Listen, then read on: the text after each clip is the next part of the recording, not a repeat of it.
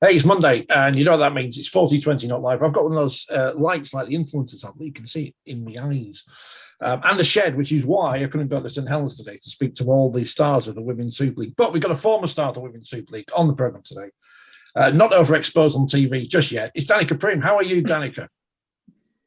I feel a little bit overexposed at the minute. As you can. So does the cat. Yeah, I'm really good. I'm good. Tired after the weekend. I'm not going to lie, but very good indeed. Is that tired and emotional? Yeah, I was very emotional. And not just because of the girls, not because of Leeds, but what a wicked occasion. What a wicked venue. So I was surprised you wore a green coat, because there are people who think you're not really at these games. When you and Tanya did the Super League show a few weeks ago at Hull, there was someone online who thought that you weren't really there and you'd been CGI'd in. I think, bloody hell, how much budget do you think they've got? No, I drove all the way to Hull. Yeah, right. Do you know what? I've had a lot of random feedback about this coat. It was a bit bold. It was very green. I said to myself I said 3 weeks ago. Do you know what? I had plenty of offers for costumes, but off my own back, I chose this one. So, yeah, I went for it. I said I wanted a great green blazer, and I got a green blazer, and I couldn't have been any more green if I tried. I mean, it was neutral, you know. I mean, probably won't wear green again. From the feedback. Well, I don't know why I don't know why you're discussing fashion with the two of us. There couldn't be two less exponents of it. After last week, I'm not standing up. I'm staying in this chair for the full duration of the programme. Should we start with the women's final? Since as you're here and you were pitchside and you had a different view than we did, so we can talk about it in general terms. First of all, because people are saying they didn't like they don't like triple headers, don't like double headers, don't like anything. No one likes anything. I mean, I thought it was a good day overall, but do you think the women's final is big enough now at this minute to be a standalone event, or does it work better as part of a triple header where you may get people drifting in for the second game and get exposed to the product, so to speak? Double-edged, isn't it? Because you're looking at over 4,000 for the grand final, which is end of season kind of stuff, so maybe slightly bigger than maybe what the Challenge Cup at this time of year would have been. I like a triple header. I think the occasion makes it. I think, like you say, like there's people that haven't seen women's rugby league before that have got something to come in for a bit early for. It gives a bit of a build up to the next couple of games. I like it. And I think that for the girls as well, like we wouldn't get to play at Elland Road had it not been for a triple header, you know. So, yeah, I like it. And I think ideally we're looking at being a double header at the Challenge Cup final. You know, and that would be the ultimate, but we're still building. And I think, you know, there's some record numbers both at the stadium and both on the BBC. So we're getting there. But for now, I quite like it. I mean, I like it. It definitely works. I mean, I was chatting to Chris Radlinski before the women's game kicked off, who was very, very keen to see what was happening, which is great. And he was saying, because of the configuration of the stadium, matches 1 and 3 had the main dressing rooms. So the women's game had the main changing facilities at the stadium, and Wigan and St Helens, who arguably was the biggest men's game ranked between those two matches, they had to change in the porter cabins outside, which he was saying just shows you how far the women's game has come. I have here the programme from yesterday. And the front cover of the match day programme is the women's game. It's not the two men's semi-finals. And 6,000 people just short of there for the women's game. Again, another record. Wouldn't have happened if you hadn't had those men's games. It's cleverly scheduled so that St Helens fans could get there early and see both of their teams. Why does it not work? The number of people that were on Twitter in the days beforehand saying £25 is too expensive. You go, well, just hang on a minute. That's a 7-hour extravaganza for 25 quid. If it's any less than that, you are demeaning all the products. It absolutely works. It didn't even matter that it wasn't full, and that occasionally it looked when fans were swapping seats that you could see empty seating and terracing. The atmosphere inside the ground for all 3 games was tremendous. Yeah, it was mega. there's a fine line, isn't there? You're never going to please everybody. And for some of our girls whose families and friends just might never have seen rugby league before and just wanted to go and watch their game, maybe for me, it's difficult to say, but £25 is quite a lot for a women's game. If you're going to get the best of the best, then you're going to get all, then for 7 hours, it's an absolutely wicked price, isn't it? But then there's no way to manage the games, is there? Unless you have like a block where everyone goes, right, you've got to leave now or whatever. But there were some £12.50 tickets as well behind the sticks, and whether you wanted them or not, there were other prices, and that's my biggest worry at the minute. There's been a couple of games when I went to watch the girls play at Huddersfield Giants, and that was a double header. It would have cost me £22 to go and watch those two games. And okay, it's different occasion and bigger occasion, but we've got to be realistic at the minute with the pricing for the women at least. But for all three of them, it was great. But it also says you've got to put on more of a show. That if you get people in a venue for 7 hours, you've got to give them something. You've got to give them great entertainment between the games. You've got to give them, decent food facilities. Perhaps, maybe the one thing that was missing on Saturday was some kind of a fan zone, because there isn't anything to do in or around Elland Road. But as an event, and the other thing we've got to take into consideration is clearly it's a lot cheaper for the BBC to set up their cameras and show 3 games all at once. That's a benefit to one of your major broadcasters. And you get the whole day on major BBC channels, which again, you wouldn't get if you split the men's semi-finals and perhaps even had the women's as a standalone event. I couldn't see a negative there. I really couldn't.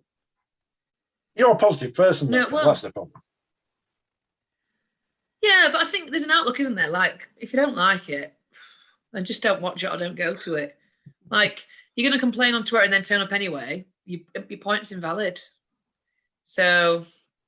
But if you're going to complain on Twitter and not turn up at all, then you are part of the problem of complaining about there not being enough people there. And I think what it shows us is there is going to be an issue throughout the season and certainly leading up to the major events that are coming. And Magic will be a bit of a litmus test for this. Is clearly the cost of living crisis is hitting really hard in our traditional areas, more than probably it is in the rest of the country. And that's always been the case.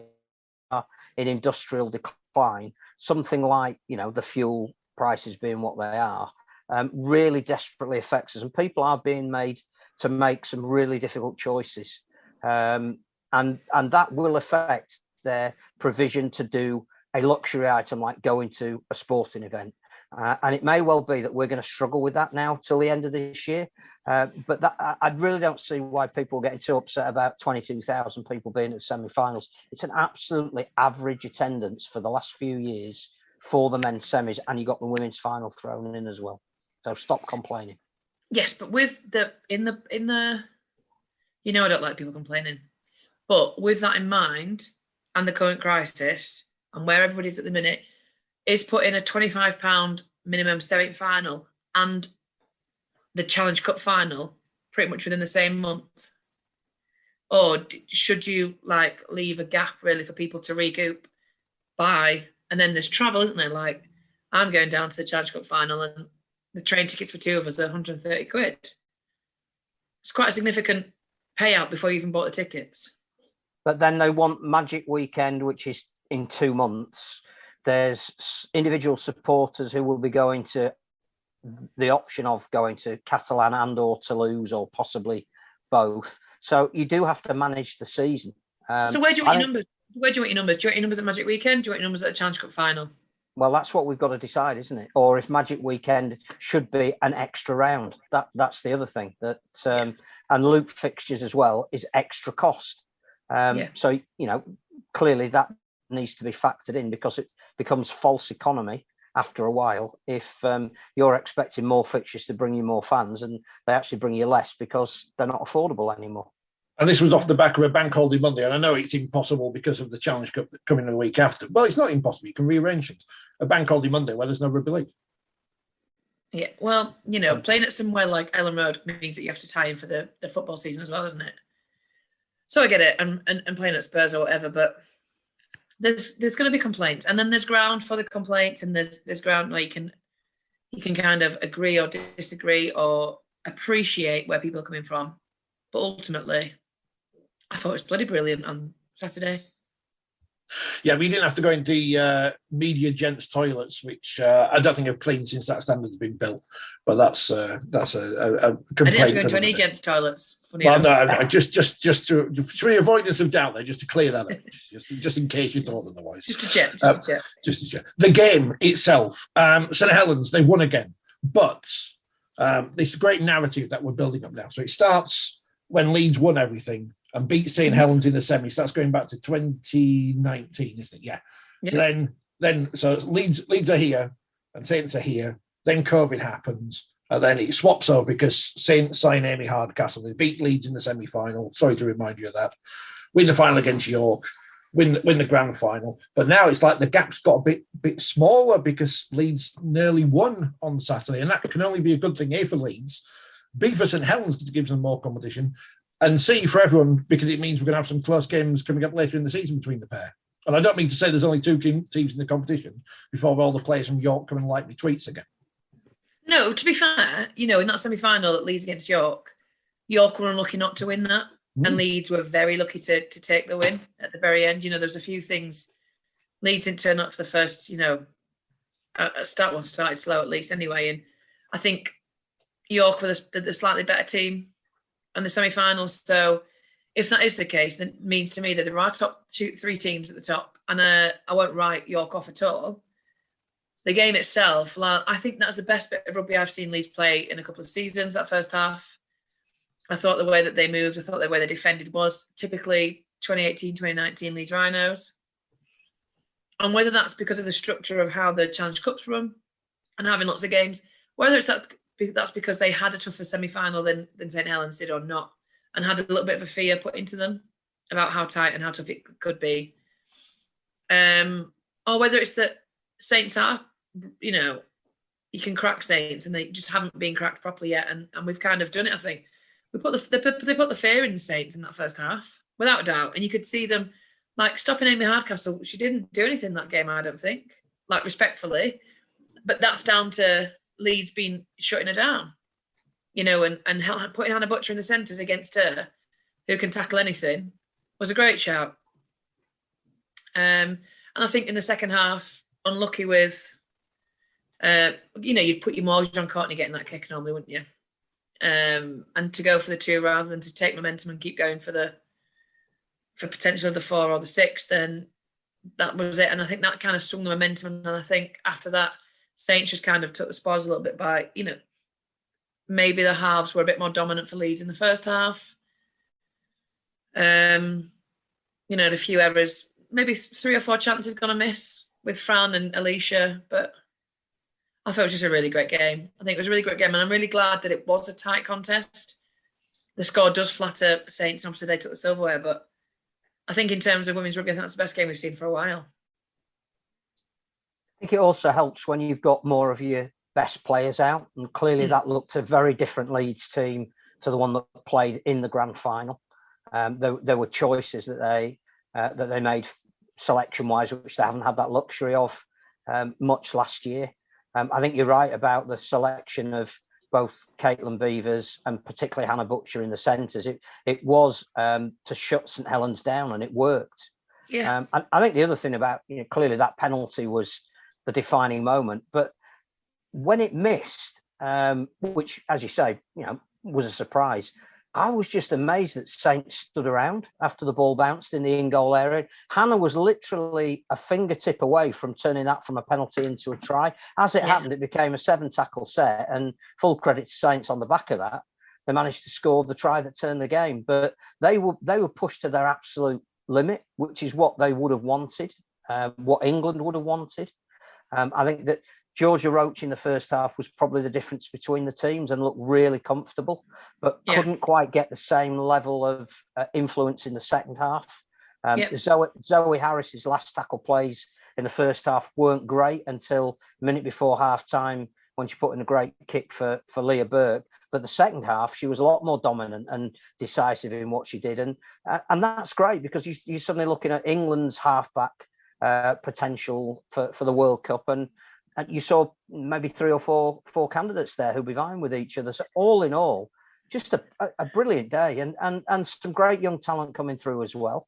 Look, Caitlin Beaver's hits on Rebecca Rotherham were unbelievable. Felt those in the stats. Twice.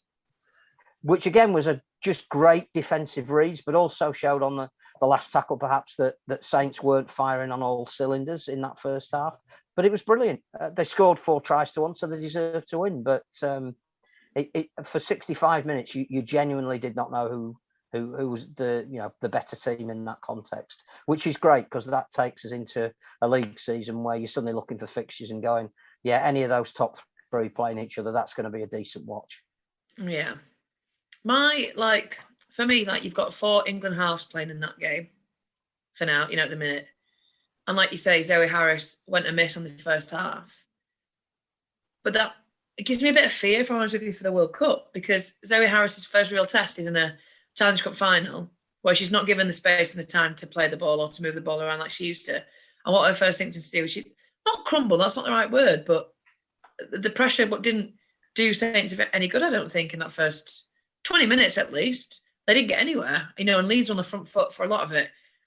And, you're looking at a lot of England starting lineup there, even when it comes to the France test in June, whenever they're playing France. June. And my biggest worry is they're actually going to put under some pressure. And it's how they deal with that. Where's the resilience being built up? And that's the struggle I have at the minute, is that do we always have to wait to a big final to get these fixtures in now? And when Leeds and Saints do meet each other again, or maybe York will put the pressure on as well, is that the only practice they're going to get before a World Cup? Well, I mean, it makes me worry. I was stupid enough to say the other week, we may as well just have, I know Castleford dropped out and for completely the right reasons, out of the top bit of Super League 1, Super League 2, whatever, A, B, whatever it's called. I said the other week, we may as well just have a 3-team competition and have Saints, Leeds and York play each other home and away a few times. Because at least then the games are going to be intense, because with no disrespect to Wigan, who I know have got internationals in there, and Huddersfield, who obviously are a growing side, but they're not going to put the same kind of pressure on Saints as Leeds and York will do, and vice versa. Yeah. Which I know is harsh, and I don't mean it to sound that way, but ahead of the World Cup where, look, we're coming up against professionals pretty much. Bigger people, yeah.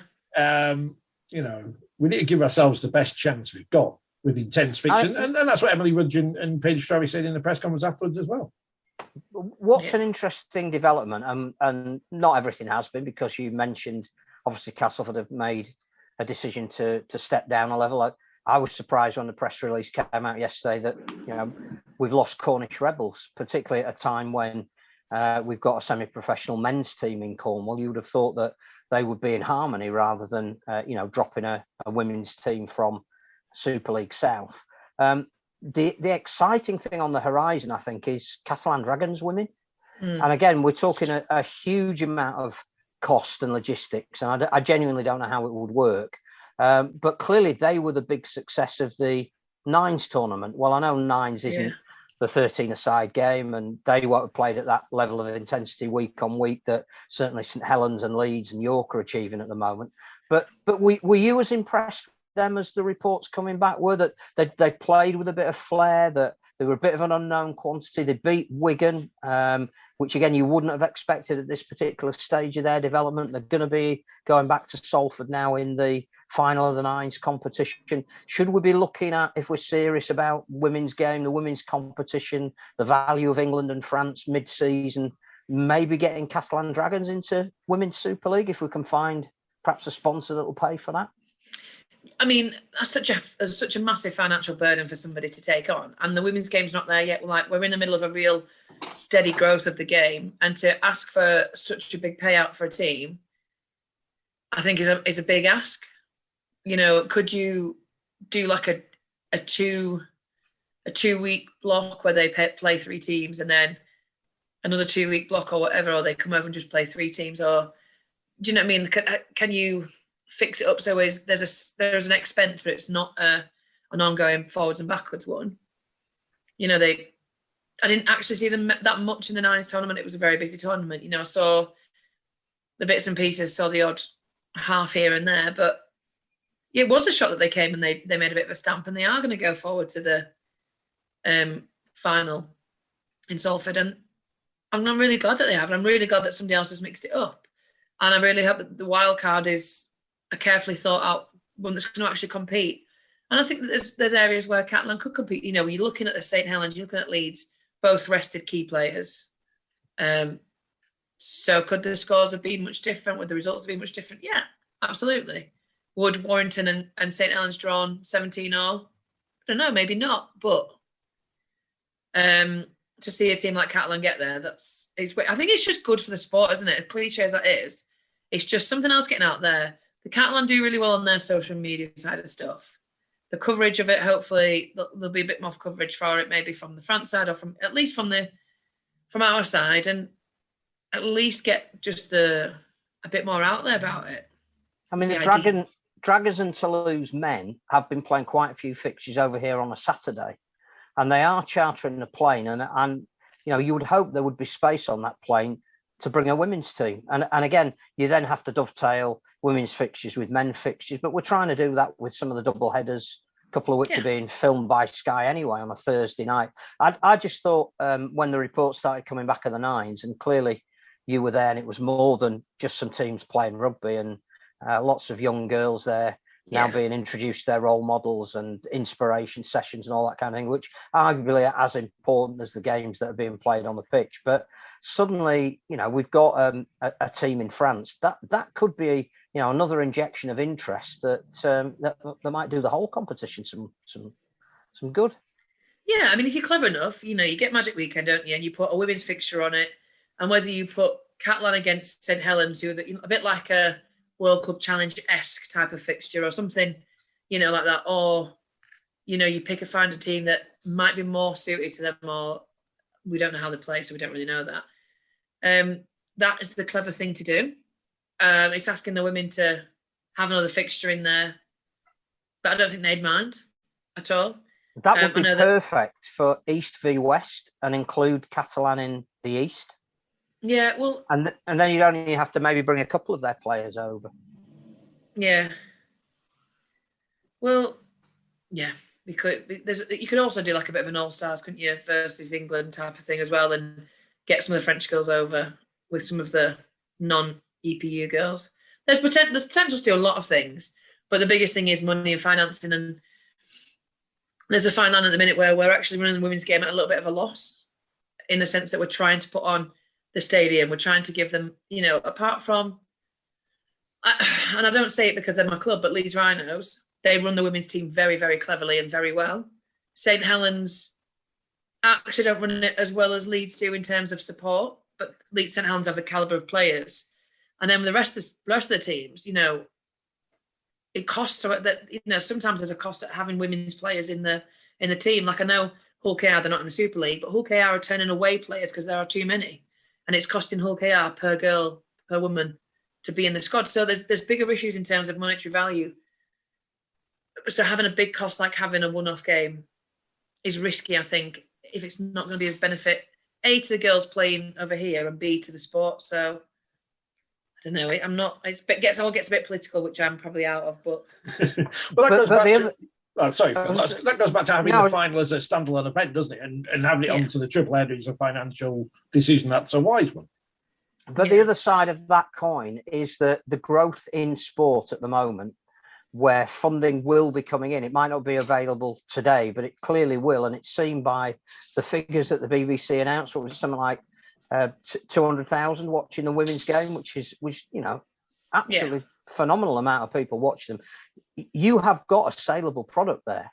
And if you keep putting it in the main shop window or not in the back, you know, room at the back where nobody can see it, then you're going to get more people wanting to invest in the women's game as they will in the wheelchair game than you will in the men's running game at the moment. And I think some major companies have come on board for the World Cup, not because they want to see England men, you know, play Tonga in a semi-final and Australia play New Zealand, and then you know, hopefully a sellout Old Trafford with whoever emerges out of those two games. I think they want to invest in the women and the wheelchair, and maybe even the PDRL, because that's where they will get corporate social responsibility value for money.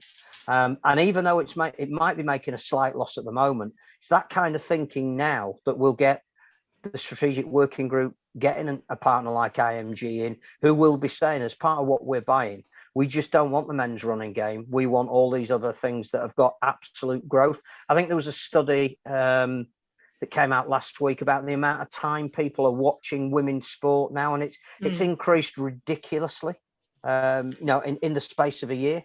And that's only going to improve but you've got to give them things to watch. And Richard's quite rightly spoken about it before. If you're going to put, a women's game on our league that is going to likely end up 80-0, there is no value in that. But if you can put an East-West game on at Magic Weekend and Sky will film it and a sponsor will come on, defray some of that cost. And I know you put in your column for this week's magazine, there's prize money now for the Nines final, and that's never happened before. It's not a huge amount of money, but it's absolutely the right thing to be doing. And if that prize money is coming out of a pot that means there's a loss attached to the event, it's still the right thing to do at the moment. Yeah, and my biggest worry about that is that it's not very well known that there is a prize fund for the girls anyway. So I've spoken to a couple of the girls from a couple of teams, and they've all been like, what? So it also, to me, is hugely important about what that prize money goes for. So to me, the clubs need to say, girls, here's $2,500, well done for winning the Nines. And I'm not saying give it to them, but I'm saying pay for supplements or pay for, each person gets a certain amount, but it's got to be spent through the club as something that's beneficial to your game. So, like you say, supplements or whatever it is like that. I know, so say if it was Leeds to win the Nines, what about the 3 girls that travel from Newcastle 3 times a week? And expect, because I know some of the clubs do pay expenses now, which is fantastic. And there is a little bit of monetary value. It's not by any means a salary. But we just need to make sure that I would be interested more to see how that money is spent. Can I ask you another question? Because I'd give all of that money to the squad. Let's say there's 13 players in the squad. Phil's not on Instagram, so he didn't see St Helens players celebrating on Saturday night, still in their full kit, Phil. That's where all the money's going to go. That's straight down the bar. That's gone. That's gone now. Yeah. It's down the sport. Do you have a concern, because we can't and perhaps shouldn't at the moment be paying anything more than expenses, that game was shown in Australia, which is brilliant that the RFL have done a deal with Fox and they took all of that coverage. Do you have a concern that NRL clubs now will pick off our best talent? Like, if they haven't already, yeah. I mean, everyone knows who Amy Hardcastle is. And based on the last England game that was shown out there, Amy Hardcastle on Saturday wasn't the Amy Hardcastle we know and love. Amy Hardcastle in the last international, where all of the ball went down the left edge between her, Jodie Cunningham and Emily Rudge.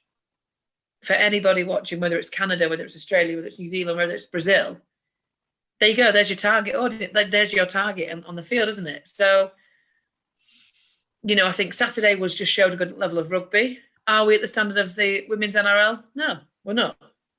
Does it show that where there's potential? Yes, it does. Did it highlight particularly anybody? Maybe Georgia, maybe Jodie, maybe Emily when she came on, maybe, Caitlin or whatever. But also, Hannah Butcher's not in England. She pulled herself out of the EPU. So if you watch the last international, yes, it does pinpoint them, and that's very bad because that's the girls they're going to go for. Plus, they know them from the last World Cup. If you showed them Saturday's game, here's a good level of rugby, and there are some standout performances, but not as much as you've seen, like you say, in the 82-0s against, and the stuff of Amy running through 5 or 6 defenders. Like the BBC asked me, which player should we point out? And I didn't want to pick Amy out, not because I don't think she's phenomenal and she's a great player, but I think actually the coverage we've got of Amy at the minute isn't the true reflection of how Amy Hardcastle plays. Because if you've seen Amy Hardcastle running at you and you're a 16, 17-year-old girl who's just started playing in the centres, I'm sorry, but you're going to step to the side. If you've got step to the side. Yeah, or if you've got no fear, you're going to try your best to go for it. But the likelihood is the size of a 16, 17-year-old these days versus Amy Hardcastle, who is such a phenomenal athlete, you're going to get sat down. Hannah Butcher got sat down by Amy at one point. There's a fantastic picture of her rolling backwards. So I didn't want to show that cover. Not that I didn't want to show it, but However, she is a household name now, so it's easy to make her look good and to show that. So there's a fine line, isn't there, between all of what the NRL see and what they don't see. But I'm pretty sure that they'll know anyway now. Well, that suggests to me that you're smart enough to realise what the sport needs to do to sell itself, because if you do put clips out like that, there are, because we know there are negative people out there who want to look for the negatives in everything. If you put those clips out there, people are going to point out, as you say, that the defence is weak or whatever. And again, that's no disrespect to the players involved, because there is a class gulf in some of these teams. Oh, it's obvious because some of the scores we've seen already this season and saw at the end of last season. I go back, the Wakefield Alton game, you were there, you commentated on it. It wasn't a great game. I'm not going to say it was a great game. It wasn't very good at all, but it was close. So there was some drama to it. There's more value in showing that than his Saints winning 60-0 again, because I don't know what that good does for anyone. And it also makes it really difficult for the coverage, doesn't it? Because there's only so many times you can say, Amy Harcross is in again. Harry Roberts is in again. Jodie Cunningham's in again. And it's tough, isn't it? Because in the Challenge Cup run, I think the RFL have done a really good job of showing all teams as much as they can, like spreading the wealth of the coverage. Because it's all well and good watching Saints every week or watching Leeds every week, and whoever they're playing and beating 40-0 or whatever. So playing Alton and Wakefield over the Saints Warrington at the Leeds Warrington maybe wasn't the best idea. But when are Alton going to be on the Our League again? When are Alton going to be in a quarterfinal of the Challenge Cup again? So there's, I don't know, I'm a bit like unicorn and fairy dust, aren't I? I like the fact that everyone's getting a little go. My biggest issue would be for the girls for the England squad, but I'm not in the England squad anymore. So actually what I'm doing is I'm just liking the fact that the women's profile is grown enough for the Alton girls to get live on TV. I mean, the question is as well, let's be honest, they shouldn't be in the quarterfinals. They shouldn't have beaten two Super League teams to get to the quarterfinals. And the question 2019, should Halifax have been in the semi-final level Challenge Cup? Well, no, that is true. No, that's the beauty of the Challenge Cup. That's the beauty of the Challenge Cup. You don't get it in the league. You don't get it in the grand final. You only get that in the Challenge Cup because that's the way the Challenge Cup works. So I'm glad that we've had a curveball team make it to the quarterfinals. Whether I agree with the setup of the pool system, I'm not sure. I'm not sure how I feel about it, if I'm honest. But I love it because Alton got to a quarterfinal. So we all watched the game with different media duties. Who would have been your choice for player of the match? Because the voting was released. Zoe was almost beside herself with joy at being awarded it, and had a fantastic game when she was out there. But who would you have chosen? Well, you tend to go for the winning side, don't you? Or you should go towards the winning side. And for that, I think that Emily Rudge made a massive difference. She came on. And I think she's quite an understated player in the sense that she does graft or work really well all the time. So when she has an outstanding performance, which I think is most games, she's so consistent with the performance that it's never, that amazing to the she's James not the untrained eye. But then again, for Leeds, I think Hannah Butcher had an absolute stormer. I think defensively and in attack. And again, she's a bit more of an Emily Rudge in the sense that she's so consistent in her performances that every performance is a great performance. So she's never a standout player. Like Jay Field keeps on getting man of the match, doesn't he? Because he makes 3 or 4 runs. But actually, he got man of the match against Wigan when Wigan and Salford played. But if you look through the game, he was trying to pass the ball too much and probably made 5 or 6 errors, significant errors that stopped Wigan scoring. So, yeah, Hannah and Emily for me. I think Caitlin was really good as well. She was out of position. I think Caitlin was great in centre, but I still think she's a better fullback. I just wanted to put in a word for Chantel Crowell, because, again, in a big game to play 80 minutes in a position like that and have an influence for most of those 80 minutes. And I think she was the player, along with Vicky, that got them back on the front foot when it looked like it was moving away from them. I just thought her performance was absolutely outstanding. Yes. Okay. So I do think Shani's great, and I've shared a room with her in England. I think she's absolutely wicked, and she's another consistent player. Building towards the World Cup, are you going to play a prop for 80 minutes? You shouldn't be doing. So what is she not? Why is she not exhausting herself for 20-minute blocks and absolutely busting her gut to drain the tank, empty it completely? So can she run a little bit harder and a little bit faster? Can she do a little bit of a better tackle, take 10, 15 minutes off the pitch and come back on and do another big 20-minute stint? Because that's a prop what you should be doing. You shouldn't be doing 80 minutes. Although I do love Shani and I think she's great and she was fantastic technically. And I'm saying that the England coaches are both Saints coaches. So is that what you want from Shani to do? Shani ain't going to last 80 minutes against New Zealand and Australia. So when Shauna Hoyle comes into the Saints team, does that mean she'll be able to have a bit more rest then? That she won't play the full 80 minutes, so to speak. I wish I didn't have to say that phrase. But before Shona, It's there's still enough did props it for her not to play 80 minutes. And that's what I worry about. No, it's going to make me go really controversial now. Well, this is but at least you have an opinion because I've said this before I think I've said it on before now. The problem with a lot of coverage of women's sport, not necessarily rugby league, but others, is it's relentlessly positive to the extent where there's no critical thought. To an extent, everything's brilliant. And at least you're willing to say, well, I do this and I do that. And it's the willingness that you might be wrong, but at least you've got an opinion. And sometimes you're right most of the time. My opinion is neither here nor there. I don't want to say I'm right or I wouldn't say I'm wrong. It's my opinion, isn't it? Like what I think is going to upset people, as you've obviously found out in the past. I'm hoping I've not upset you by saying I think the Saints and Leeds will play in the grand final. That's just an opinion. If you all got to the grand final, I wouldn't be there booing them or anything. It's just an opinion. No. But,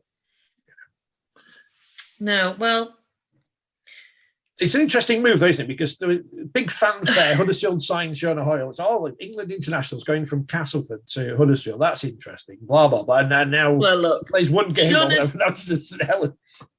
Shona can do what Shona thinks is best for her for the World Cup. Of course. And that's ultimately all that matters. So I can, as long as Shona's done the right thing for her to get a shirt in the World Cup because she deserves to be in it. I really don't like the fact that she's not a starting prop sometimes for England. And this impact off the bench rubbish. Do you know, as a prop, all you ever hear, you good impact off the bench. Shut up.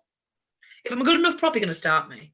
And I think Shona's one of the best props. She's not a prop by trade. She's a second row centre. And she's moved up to prop since Craig's come at the helm for England. And she's worked hard to become a prop and she's doing really well at it. And she's a force to be reckoned with. So as long as Shona has done what's right for Shona for the World Cup, then fair dues. However, she moved to Huddersfield to be closer to home. And there's really controversial word on the street that she's been pulled in order to be in the England squad. How true that is, I don't know. But said it now. If you want all of your England players in one squad because you want to win everything domestically, then well done. But what actually was Shani going up against on Saturday? Danny Anderson, hard runner, a little bit, I think in attack she needs to work on her getting back and turning around a little bit quicker. She can target her at the ruck at a defender. But again, Danny's not going to be put under that pressure unless somebody, scrutinises that. I think that Amy Staveley should be up in the squad, but has never really had a proper look in. I think she's a really good player. Shannon, when she plays up at prop, I think she's really good. Shona's fantastic. Vicky Whitfield is unbelievably fantastic. And to come back from ACL and still be as good as she is fantastic. There's a lot of people. Then you've got Paige Travers that's going in at second row, also started at prop in the last international. There's plenty of rotation there. So where's Rhiannon's best position? Well, Rhiannon's is a fitness thing. She is by far the most skillful player in the women's game when it comes to ball handling. Her vision is fantastic. Her kicking is fantastic. She could play in any position if she really got fit. Now, for whatever reason that you do, we're not paid. So why would you have to get fit if you don't want to or if you don't need to or whatever? I'd put Rhiannon at 13 if she was in the right state to do so, because She can move the ball. She's great at running the ball up. She's got vision, can kick it out. She's another pair of hands to get the ball moving. And, you know, it kind of leaves you, if you were clever, a half, a 30 and a half that can all kick from anywhere. But whether she'll get another look in or not, you know. If she's at 13, then where's Jodie Cunningham in your England team? Because she wears 13 on the back. Yeah, she does. Centre? Fullback? I don't know. I would say Jodie works her socks off. Jodie's work rate is undeniable. And as a player, as a person, as a leader, I think she really puts her body on the line, and I think she leads by example. Obviously, I've never been captained by her, but I know how passionate she is, and I know how driven she is, and that her work rate is just unbelievable. But I think she's lost her position now. So when 2015 to 2017, our message in the England camp was know your role for your position. So at a prop, I stopped trying to run around too much. I stopped trying to move the ball around, you know, and similarly, you know, when Sarah Dunn got put at centre, she had to know her role at centre and nothing else. And Jess Cortman was centre second row and Shona was second row and Jodie was a fullback. And it was between Jodie and Tara Jane Stanley. And Jodie often was the first choice fullback because coming out of yardage, she's great under the high ball. She's great. You back her at last man defence. But now she's lost that, I think, focus. As far as I don't know where they've got her envisioned. And if it is at 13, great, because I don't think Rihanna's going to get in the squad before the World Cup. No, I mean, so it's a completely pointless... yeah. But my worry is to Jodie is that she's become a utility player. And how can you be very good at your role if you're a utility player? I think Rhiannon's a ball handling prop in the making of limited minutes, but great. Lee Crooks. Yeah. Well, Jeff Gratian, you know, somebody who can break a game open with some amazing skill in the middle of the field, but maybe, as you say, in 15-minute bursts. And I think that's the kind of skill you're going to have if you're even going to upset Australia or New Zealand, because they won't expect it. You know, they will be so fit and so structured.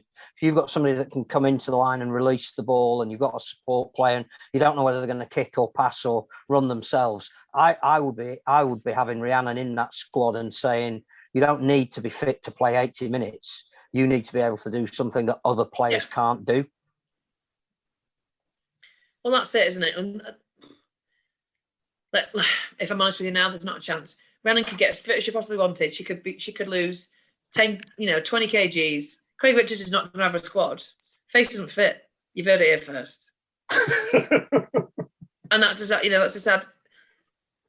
It breaks me because I genuinely like all the girls that play rugby league. There's nobody I dislike. I'm not saying I'm best friends with everybody, but I don't want to badmouth anybody because it's not about the players. It's about what are the management doing in terms of, like, don't get me wrong, Zoe Harris has had to really step up because Faye's been missing. But Faye could potentially be back in the next 4 weeks. Does that mean that they're then going to push Zoe Harris back out to the bench and put Faye at starting half for Saints? And then why is Zoe in the England setup if she's not even the starting half for Saints?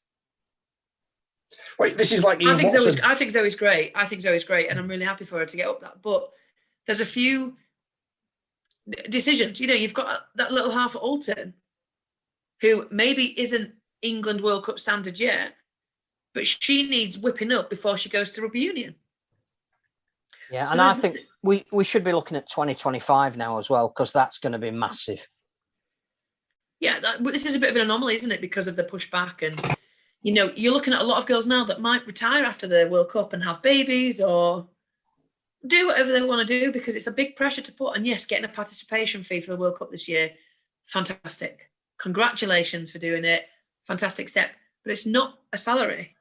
It's not a salary. It's a participation fee. And there's bigger and better things for the girls at the minute to be doing. Like, maybe if I was 5 years younger, I'd still be pushing on and trying to play. But actually now, in terms of my work-life balance, I don't have the time to train to be that elite player. You know, and a lot of the girls, it's a strain and it's a stress. And now for the people like Amy and Shona who are travelling across the Pennines just to get to training 2-3 times a week, that's a massive added pressure. You're obviously glad you're earning more money stood on the sidelines just watching rather than having to put your body through it. It helps. It helps. Now, don't get me wrong, I was absolutely gutted not to be a part of Saturday. Of course.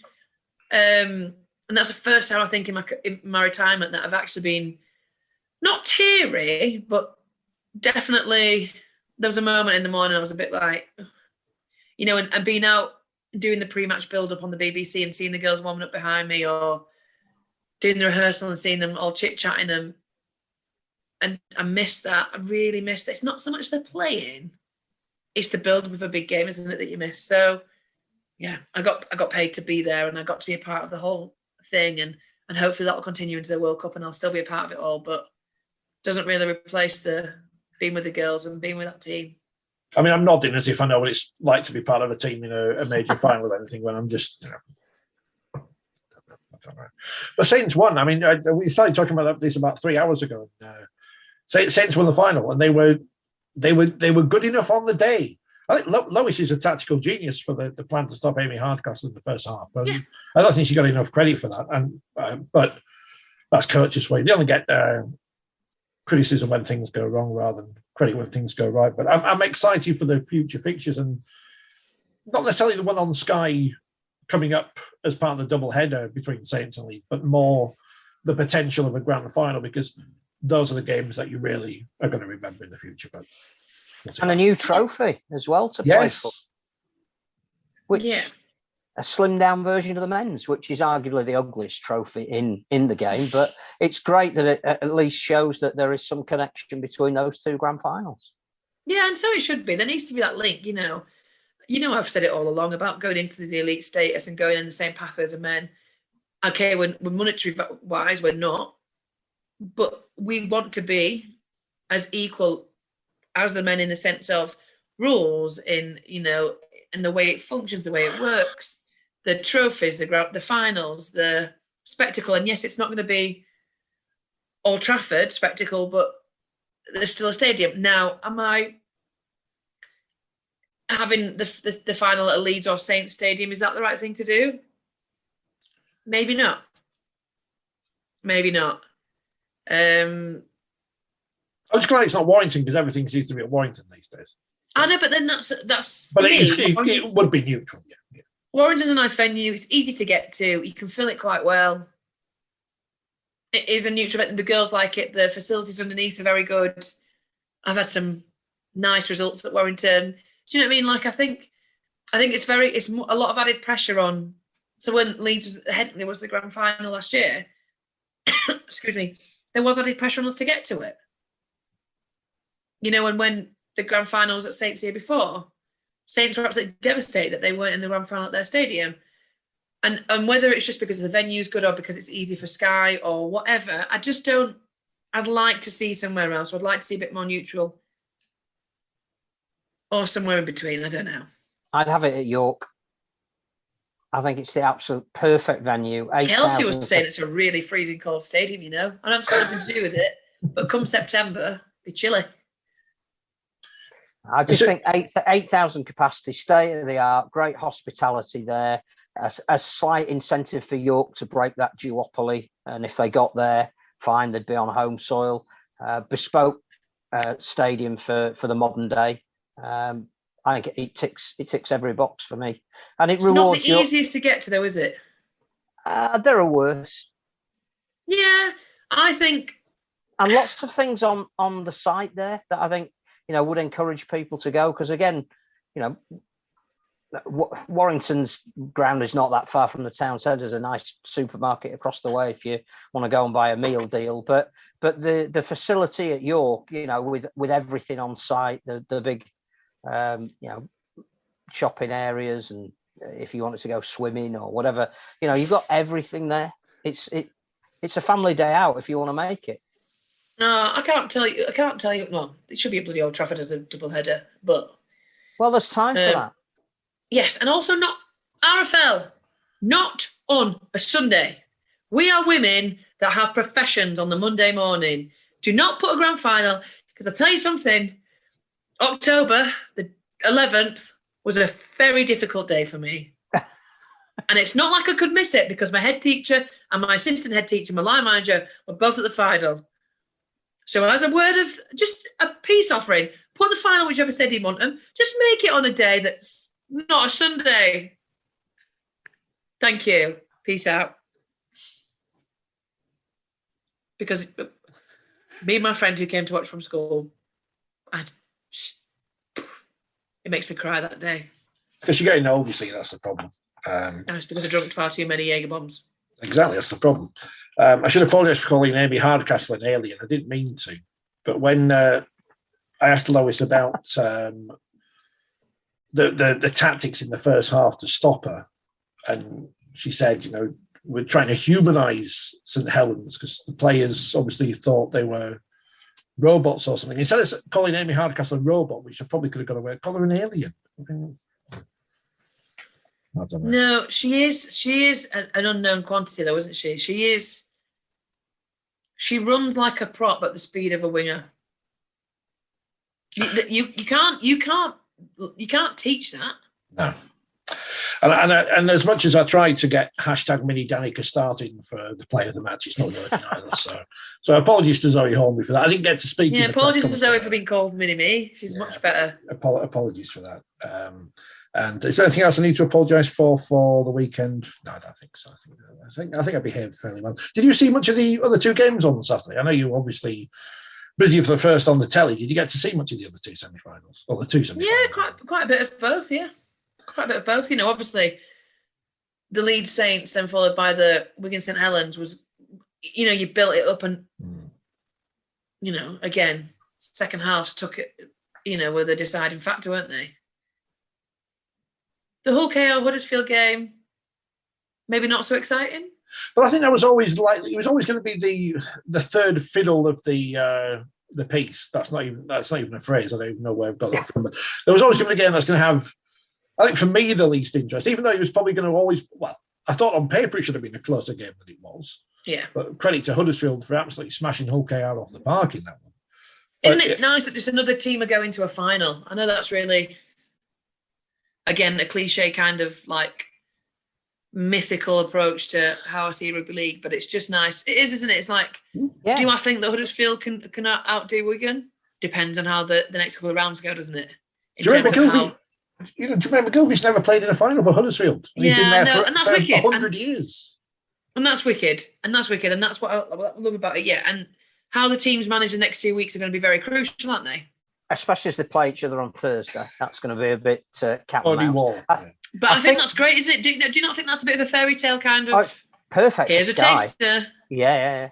I think the other thing is it'd be really interesting to see how Wigan cope with the final, because they were going in as underdogs a little bit against St Helens. They had a little bit of a swagger about them over the way they played since Good Friday. Saints had suffered a couple of injuries. And I think Wigan know that, but for a stray pass, which is not to blame Johnny Lomax, because how the hell he was out there in the first place, I have no idea. Yeah. But literally, it was a stray pass from St Helens that gave Wigan the opportunity to get reward for what they'd done in the first half. But literally, it was, as Lou McCarthy-Scarsbrook said afterwards, the toss of a coin between the two teams.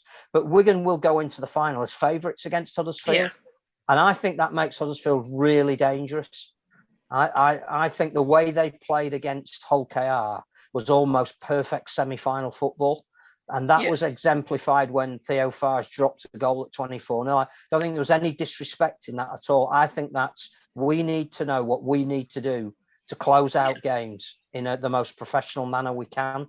There's something about Ian Watson. He's got a little bit to prove now. I've taken another team to a final, but I've got to get them over the line. I think, Chris Hill's been a magnificent leader for them.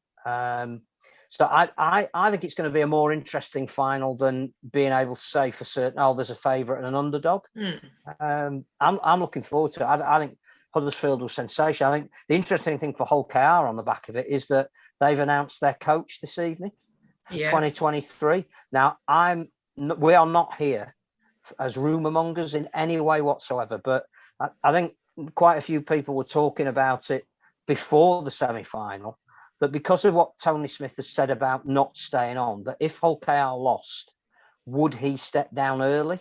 And when you read between the lines of the Hull KR press release about Willie Peters joining them, yes, it says 2023, but he's going to be involved in retention, recruitment. He's going to be hands-on now, even though he might be 12. I think that's an indication that he might be here before the end of the season. Yeah, so it's also on the rumour, isn't it, that that's the whole thing with Tony Smith at the minute and the recruitment and retention thing. So he's wiped his hands of it anyway. So somebody needs to do it. And I hope for Tony's sake, like, I think he's a good bloke. Obviously, I don't know him, but chatted to him a few times. But yeah, you're not the chance to cut you bowed out of that pretty, I'd say, badly for Hull KR. The way they have been playing recently anyway, that wasn't expected. They've had a really good run up to now. But for the boys, and whether you've, for whatever reason, you're stepping down or you're retiring or whatever, I think you have a duty to the lads. Mm-hmm.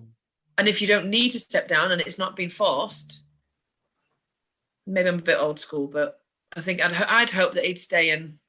If his hand's not forced to leave, then I'd hope he'd last it out. But I just thought it was really interesting timing. I know that certain media outlets were saying it's going to be Willie Peters, but I suspect that that's because Hull KR were briefing on it being Willie Peters, or his agent was in a position where he could let that information out because it was going to be announced. I just think that them announcing it, having lost the semi-final, is not necessarily to deflect from that performance. I think it's more to say, we might be able to bring him in earlier, but we shall see. That's a rumour we've just started.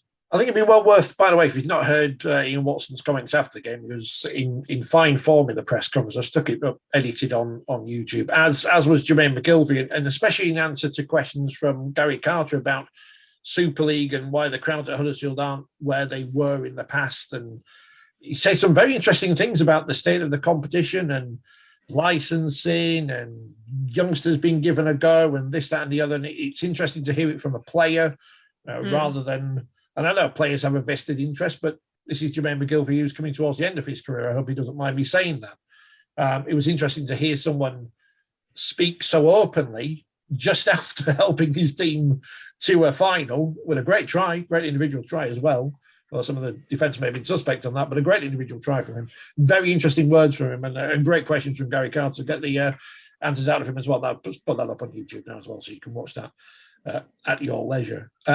Interesting times ahead. Wigan versus Huddersfield, Leigh versus Featherstone, the Russian nuclear parade that is those two teams signing here, there, and everywhere. They signed Feki on loan from Fev today because Leigh signed Blake Ferguson last week. I don't know who's going to come and sign for these teams next, but Blake Ferguson, what a signing! Well, maybe looking forward to catching that one. Maybe he'll be in Super League next season.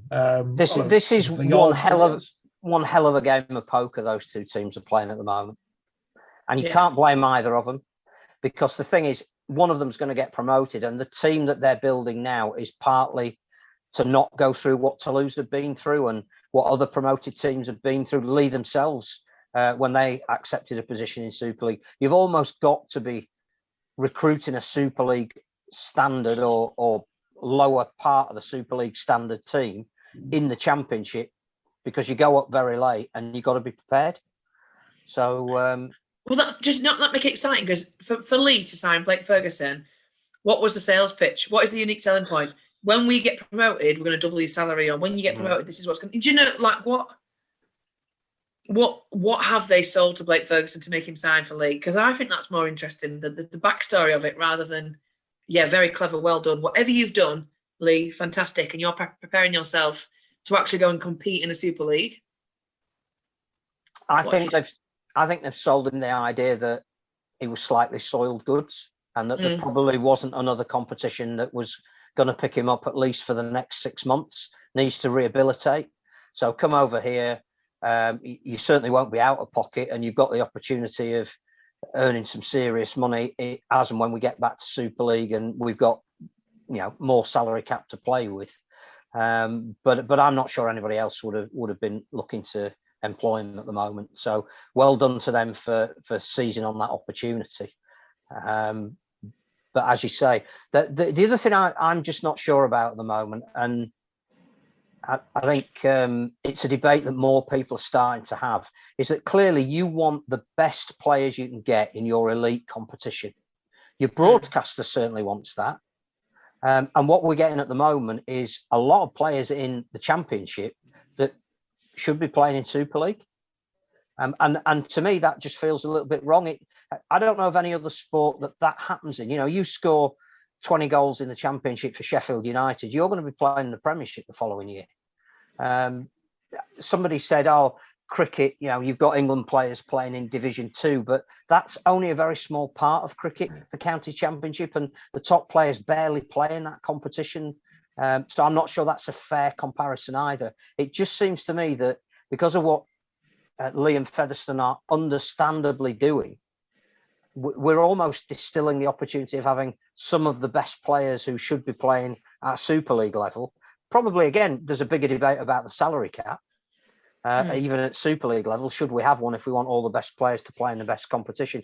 But there just seems something wrong that we're actually, we could be seeing Blake Ferguson playing the majority of his games against teams that are not at Leeds standard, and I'm not sure where that gets the sport. But it's Leeds' prerogative to do everything they can to win one game at the end of the season over 18 minutes to get promoted.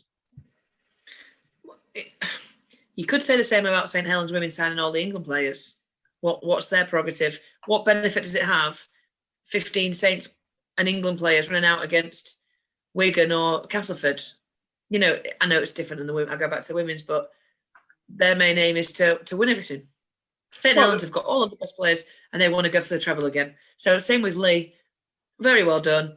Yes, you're going to be playing and you're going to be nilling teams. You're going to be putting big scores against them. But ultimately, your main aim is to win the final game. So, whether right or wrong, whether entertaining or not for the viewing public, they want to win. That's their aim, and they're not going to say, "Oh, wait a minute, the fans might not enjoy that win." Or wait a minute, the sport might not need that 80-0. It certainly enhances the 1895 Cup final because we could have two games of very similar quality. Can you imagine? It'd be wicked. It should be a great day. Imagine Mrs. Beaumont handing over the trophy to Mr. Beaumont.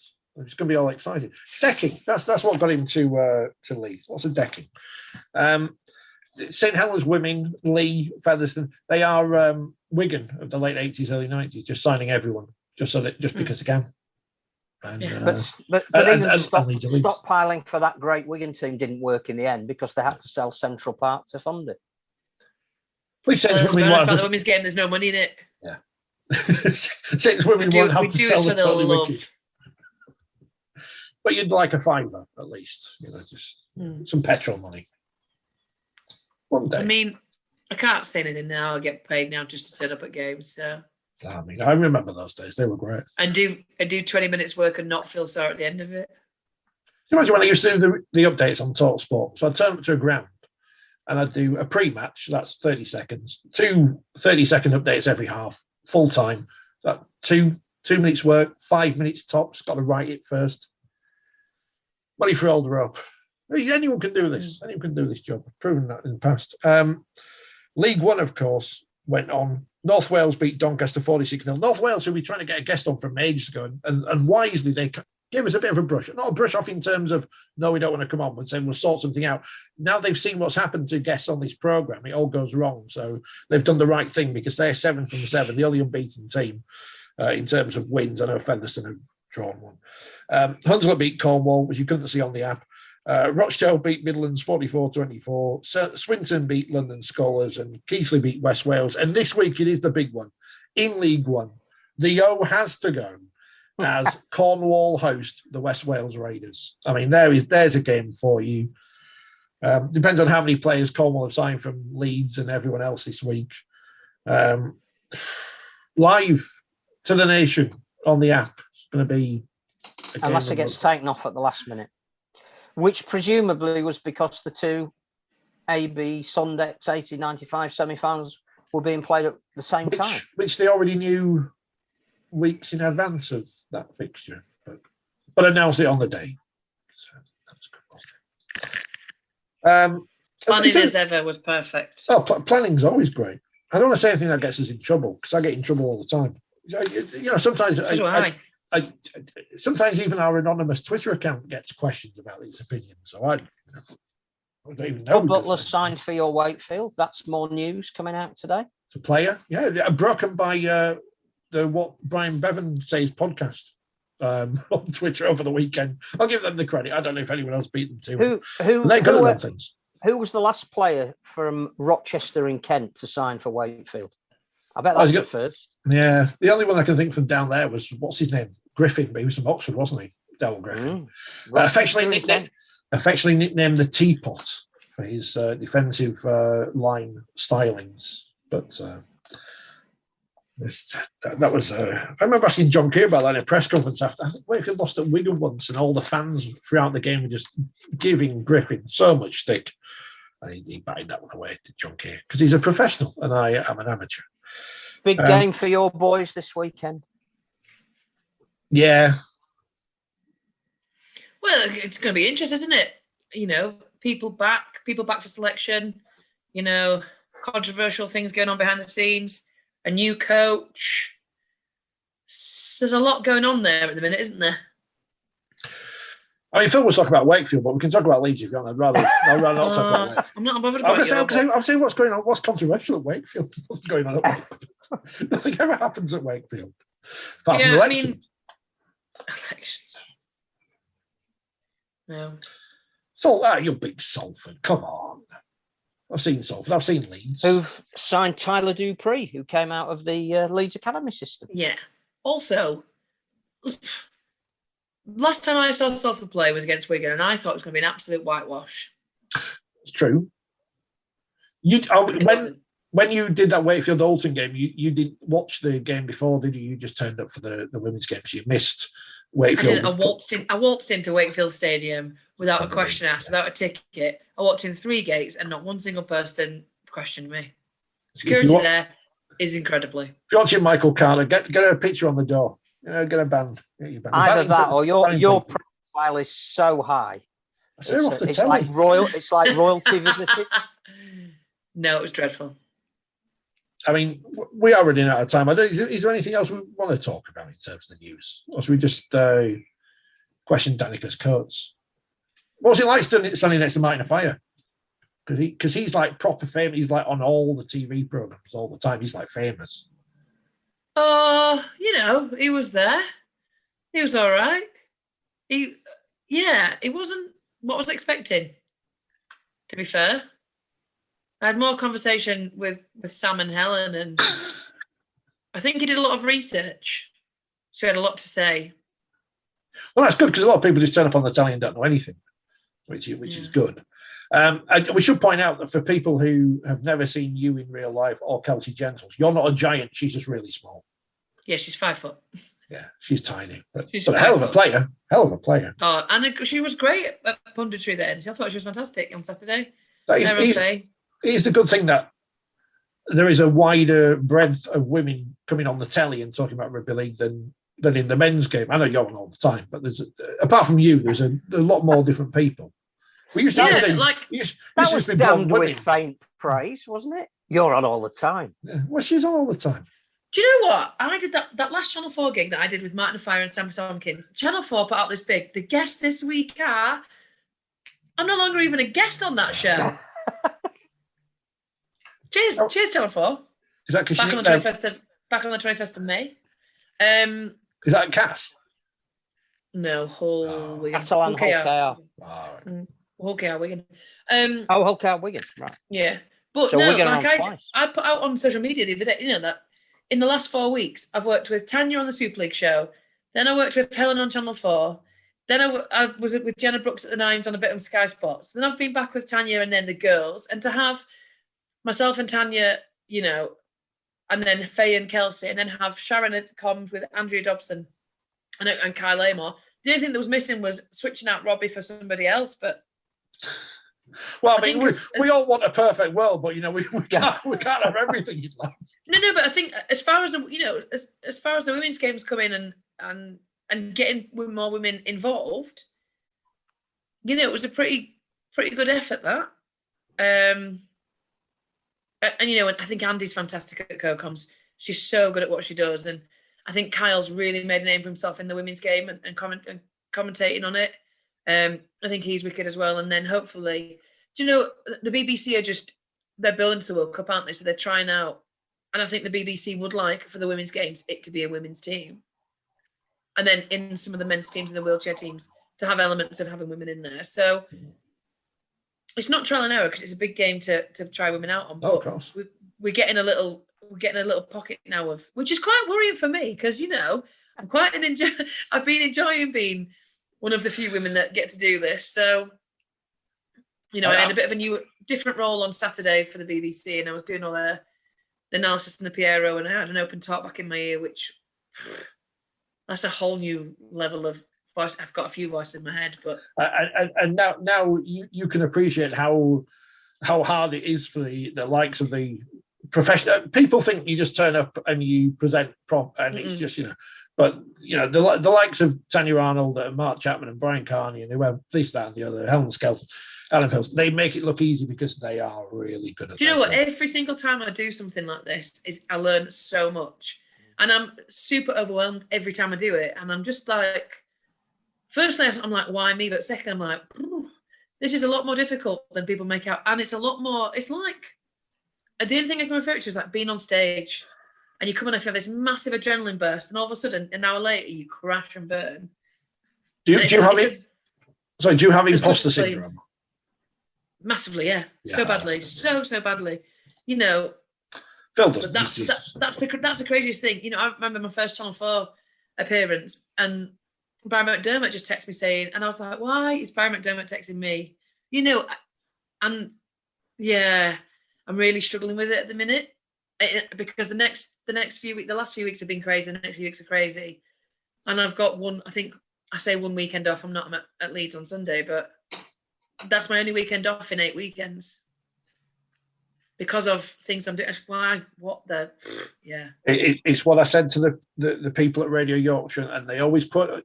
One of them quotes it back to me and says, "Enjoy it while you've got this opportunity because you never know when it won't be there anymore." Which is why I'm grabbing on by just doing this. Or when you annoy somebody and you say something too controversial, you get kicked off. Well, I mean. And you've not got Phil Cappins to write all your replies for you. Well, it's not doing John Wilkin any harm at the moment. I know. We're running out of time. I'm sure there's something else I was going to say to you, but I can't remember what it was now. So it can't be, that important. But tell your people. Come on our program. We're always welcome for new guests. I know you, and we do appreciate you coming on because you're a famous celebrity now. We're just like a podcast, So I always know where I began. Don't ever worry about that. And don't forget, at the end of this week, you'll be able to read both of these lovely people in the new issue of 4020 magazine, which I'm contractually this is 2 months in a row I've been on time. I know. I've got no idea what to write about next month. So it's only because my fat hand was forced on Saturday, but yeah, but it's good, isn't it?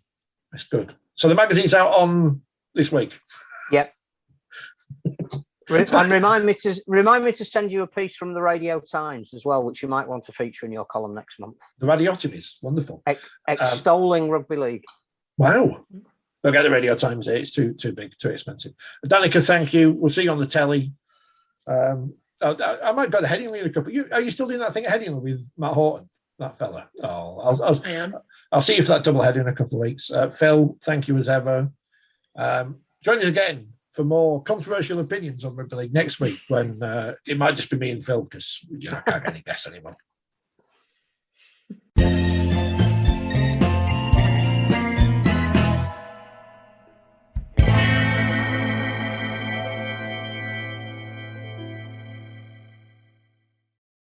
Rugby League on Radio Yorkshire with Mark Wilson. Talking sense for one. Mark Wilson agreeing. 19 minutes. Must be something in the tea at the Bulls. We'll clip that bit out. Rugby League on Radio Yorkshire at RL on RY.